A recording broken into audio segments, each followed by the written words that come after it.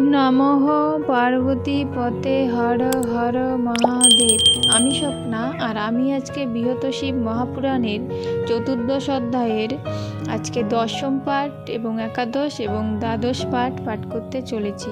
তো তোমরা সকলে চলে এসো বৃহৎ শিব মহাপুরাণের মধুর বাণী শ্রবণ করতে।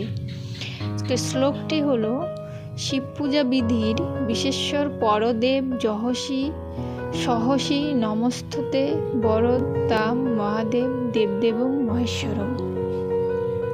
শ্লোকটির মানে আজকে দশম পাঠ থেকে পাঠ করতে চলেছি।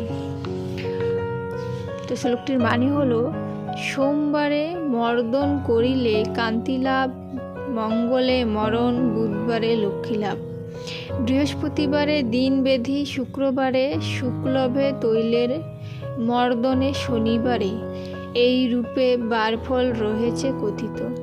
এই মতো পালন করিবে যথোচিত, এমন বিধানে যদি অসমর্থ হয় তবে কি কর্তব্য তাহা কহিব নিশ্চয়।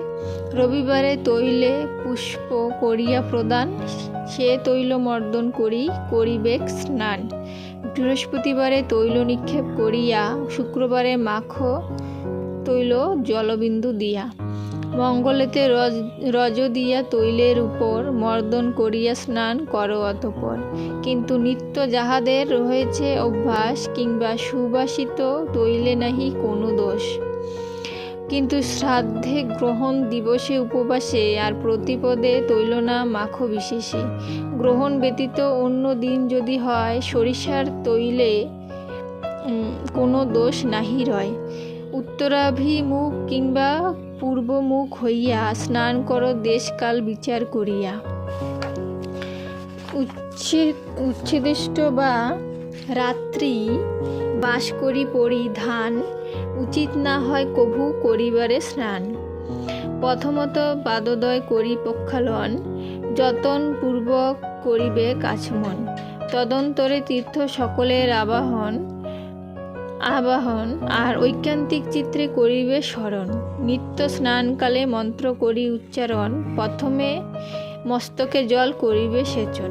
তীর্থ সমূহের নাম বিধানে পড়িয়া, মার্জন করিবে জল সেচন করিয়া। বিধানানুসারে মন্ত্র করি উচ্চারণ, মৃত্তিকা দ্বারায় অঙ্গ করিবে শোধন। অনন্তর সে মৃত্তিকা যাহা অঙ্গলিপ্ত, জল দ্বারা বার করিবে ধৈর্য। তদন্তরে সযতনে করিয়াচমন, বিষ্ণু আদি ইষ্ট নাম করিবে স্মরণ। অতঃপর ধৈর্য বস্ত্র করিয়া ধারণ, যতনে করিবে পুনরায় আচমন। পরে গোময়াদি দ্বারা শুদ্ধ করা স্থানে সুন্দর আসন শুদ্ধ পাতিবে যতনে। তুষ্য বস্ত্র আচ্ছাদিত কাষ্ঠের নির্মিত আসনে করিবে উপবেশন নিশ্চিত। কিংবা মৃগ চর্মাদিতে করিয়া আসন, তিলক ধারণ করিবে জ্ঞানীর্জন। তিলকের অন্য কোনো না হলে উপায়, জল দ্বারা তিলক করিবে অদ্বিধায়। অতঃপর গঙ্গা বিষ্ণু নাম উচ্চারিয়া, আচমন করিবে বিশুদ্ধ জল নিয়া। যথাসাধ্য পূজার সামগ্রী আয়োজনে, ধৈর্য ধরি অবস্থান করিবে যতনে। জলগন্ধ আর অক্ষতযুক্ত অর্ঘ্যপাত্র স্থাপিবে দক্ষিণ দিকে গুরুর নিমিত্ত। অতঃপর গুরুদেবে করিয়া স্মরণ, মন্ত্র পড়ি নমস্কার করিবে তখন। অনন্তর ভক্তিভরে গণের সহিত দেব মহেশ্বরে পূজা করিবে নিশ্চিত। অতঃপর কুসুমাদি দিয়া ভক্তিভরে বিধানে পূজিবে সিদ্ধিদাতা গণেশেরে। লক্ষ্য আর লাভ নামে অনুচরদ্বয়ে পূজা ও প্রণাম করো স্বভক্তি হৃদয়ে। ভ্রাতার সহিত নন্দিকেশ্বরকে পরে পূজাদি করিবে অতি ভক্তি সহকারে। দ্বারে উপস্থিত দ্বারপাল মহোদরে পূজা ও প্রণাম আদি করিবে পরে। অনন্তর কুমকুম ধ্রুপাদি চন্দনে ভক্তিভরে পার্বতীকে পূজিবে বিধানে। দুর্গা পূজা সমাপন করিয়ত পরে গমন করিবে মহেশ্বরের মন্দিরে।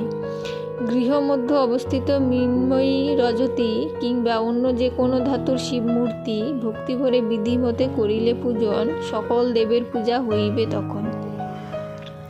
গৃহে লিঙ্গ স্থাপন করিয়া শাস্ত্রমত সর্বকর্ম আচরণ করিবে নিশ্চিত। হে মহর্ষিগণ, পূজা বিষয়েতে গৃহে কোনরূপ নির্ধারিত বিধি নাহি রহে। জীব আর প্রাণ পরে প্রতিষ্ঠা করিয়া ভূত শুদ্ধি করিবে বিধান মানিয়া।